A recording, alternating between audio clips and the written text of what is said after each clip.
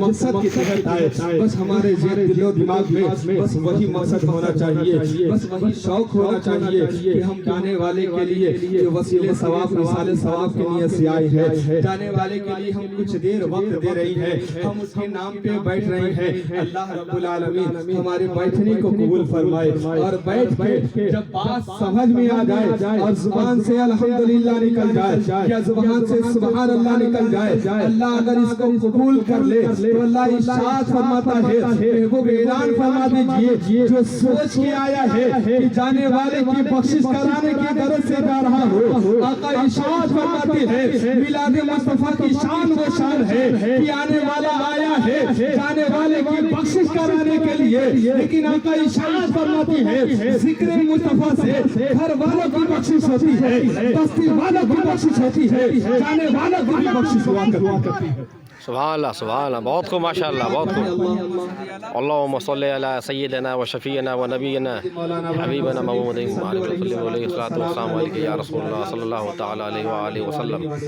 حضرات محترم، یہ ذکر مصطفیٰ ہے، ذکر مصطفیٰ میں آنا ہمارے لیے بہت ہی شرف کی بات ہے، ہمارے لیے بہت خوشی کی بات ہے کہ ہم ذکر مصطفیٰ میں آئے ہیں، ہم ذکر مصطفیٰ میں بیٹھے ہیں، اور بیٹھنے کا مقصد بس اتنا ہے کہ ایصال ثواب کے غرض سے۔ لکھنے والا بہت پرانے انداز میں لکھا ہے، بہت بڑی تفسیر لکھنے والے نے لکھا ہے، بہت بڑا اعلان کرنے والے نے کیا ہے، لیکن اعلان کی شان یہ شان ہونی چاہیے کہ جو ذکر کرنے کے لیے آتا ہے یا ذکر سناتا ہے یا ذکر سنتا ہے، اس کی شان یعنی مردے کی شان الگ ہو گئی، زندے کی شان الگ ہو گئی۔ کہیں حدیث پاک میں ذکر ہوتا ہے یا کہیں اعلان ہوتا ہے کہ جب مردہ مر جاتا ہے یا جب دنیا سے چلا جاتا ہے تو اب زندوں کے ہاتھ میں آ جاتا ہے، یعنی اس کا ساری ذمہ داری زندے کے ہاتھ میں آ گئی۔ مردہ اب نیکی نہیں کر سکتا، مردہ اچھائی نہیں کر سکتا، مردہ نیک کام نہیں کر سکتا، لیکن جانے والا جب چلا گیا ہے تو آنے والے کے اوپر ذمہ داری بن گئی، یعنی رہنے والے کے اوپر ذمہ داری بن گئی کہ اپنے مرحومین کے لیے ایصال ثواب کرے۔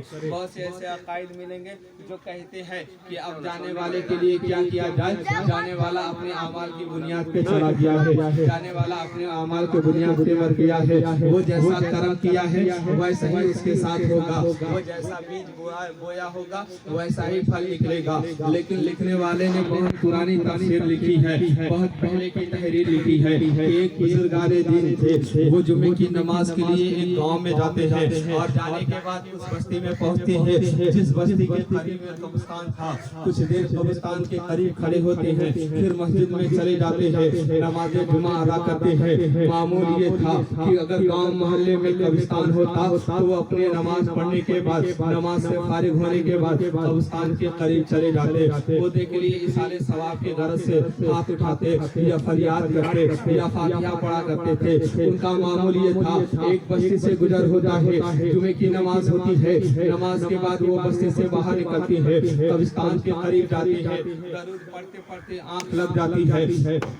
درود پڑھتے پڑھتے آنکھ لگ جاتی ہے، آنکھ لگتے لگتے دیکھتے کیا ہے، بہت سے ایسے انسان نکل رہی ہے جو ایک ہی لباس پہنی ہے، لباس سفید ہے، کسی کا پرانا دکھ رہا ہے، کسی کا پھٹا ہوا دکھ رہا ہے، کسی کا گندا دکھ رہا ہے، کسی کا بہت صاف ہے۔ وہ جان نکلنے والے زمین کے اندر سے نکل رہی ہے، وہ بزرگ اسی قبرستان میں بیٹھی ہیں، آنکھ بند ہے، نظارہ دیکھ رہی ہے کہ بہت سے ایسے لوگ نکلے ہیں جو زمین پہ چڑیوں کی طرح اکٹھا ہے، اور زمین سے کچھ اٹھا رہی ہے، زمین سے کوئی چیز چون رہی ہے یا بیت رہی ہے۔ جب وہ بیتے بیتے اپنے قبر میں جانے لگتے ہیں تو ایک انسان اس میں ایسا تھا جس کی لباس اتنی میلی تھی، اتنی میلی تھی، سارے مردوں سے الگ اس کی لباس نظر آ رہی تھی، کفن اتنا گندا تھا، کفن اتنا پھٹا تھا کہ اس کے کفن سے ہر ایک پہلو ڈھلک رہا تھا۔ وہ جانے والے جب سب اپنے اپنے جگہ جاتے ہیں تو وہ بزرگ جو ہے کہ جانے والے کا ہاتھ پکڑ لیتے ہیں، اور پکڑنے کے بعد کہتی ہیں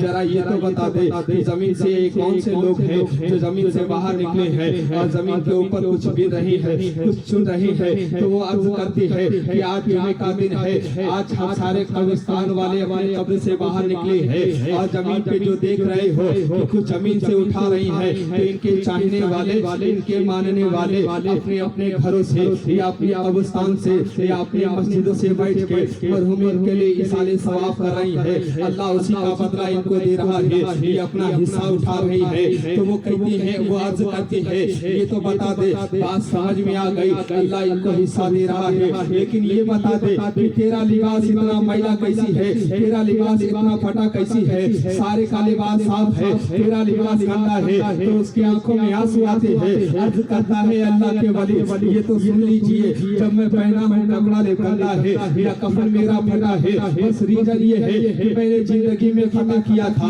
मैंने जिंदगी में गुनाह किया है, आज तक उसकी सजा भोग रहा हूँ, लेकिन जब जुमे का दिन आता है तो कुछ मेरे रूह को राहत मिलती है, उसी में से मैं भी कुछ उठा लेता हूँ। अल्लाह का अजाब कम होता है, अल्लाह का कम अजाब होता है। मेरे मरहुमीन है, मेरे घर वाले हैं, लेकिन मुझे कोई इसाले सवाब नहीं करता, मुझे कोई दरूद पढ़ के नहीं भेजता, मुझे कोई सलाम पढ़ के नहीं भेजता, मुझे कोई आयत करीमा पढ़ के नहीं देता, कोई सूरह फातिहा पढ़ के नहीं देता। मेरा फला बस्ती में घर है, फला मोहल्ले में रहने वाले रहते हैं, वो नूरानी शक्ल वाले बुजुर्ग की आंख खुलती है, उसी रास्ते का पता पूछते चल देते हैं। जब उस बस्ती में जाते हैं, उसके दहलीज पे जाके आवाज देते हैं, घर से एक औरत निकलती है, एक नौजवान शख्स निकलता है, वो अर्ज करते हैं, ये तो बता दे, तेरे घर से जाने वाला कोई बहुत जमाने पहले गुजर गया है, जरा ये तो बता दे, तेरे घर से रुखसत होने वाला कोई मरा है। वो अर्ज करता है, मेरे घर से जाने वाला एक मेरा दादा था, जो आज से कई साल पहले इंतकाल हो गया है। अर्ज करते हैं,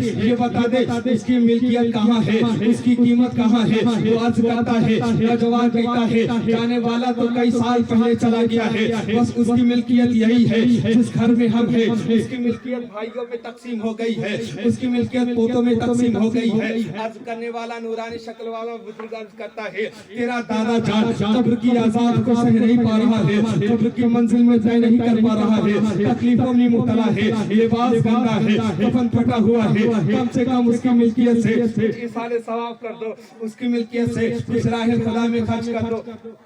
राय खुदा में खर्च कर दो। जब ये सुनता है, उसका पिता उसका पोता कुछ अनाज लेता है, लेने के बाद गरीबों को दे देता है, कुछ गरीब को बुलाता है, अपने दरवाजे पे खाना खिलाता है, कुछ लोगों को बटोरता है, कुरान पाक की तिलावत करवाता है। करवाने के बाद वही नूरानी शक्ल वाला बुजुर्ग कुछ अरसे के बाद उसी गांव में आता है, आने के बाद नमाज पढ़ता है, नमाज पढ़ने के बाद उसी कब्रिस्तान में चला जाता है। जाने के बाद देखता क्या है, आंख बंद हो गई है, कब्र से निकलने वाले मुद्दे निकले हैं, वही नूरानी वही है कि गंदा पहनने वाला कपड़ा, वही फटा कफन लपेटने वाला इंसान आज कब्र से निकला है। इसके कफन चमका रहे हैं, इसके कफन में रोशनी है, इसका कफन साफ है, चेहरे पे नूरानियत है, माथे पे नूरानियत झलक रही है। जब सब अपने अपने कब्र में जाते हैं, वो नूरानी शान वाला बुजुर्ग उस नौजवान का हाथ पकड़ लेता है और कहता है, ये तो बता दे आज रिजल्ट क्या है। तो वो मुर्दा अर्ज करता है, ए अल्लाह के वली, बस आपका वसीला है जिसने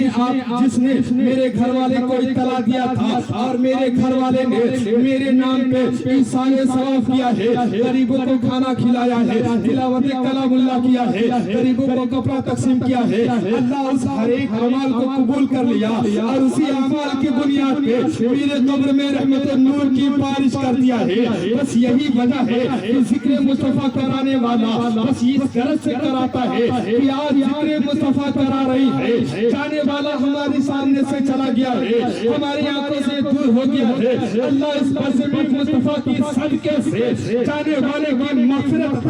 सुभान अल्लाह, सुभान अल्लाह, सुभान अल्लाह, बहुत खूब।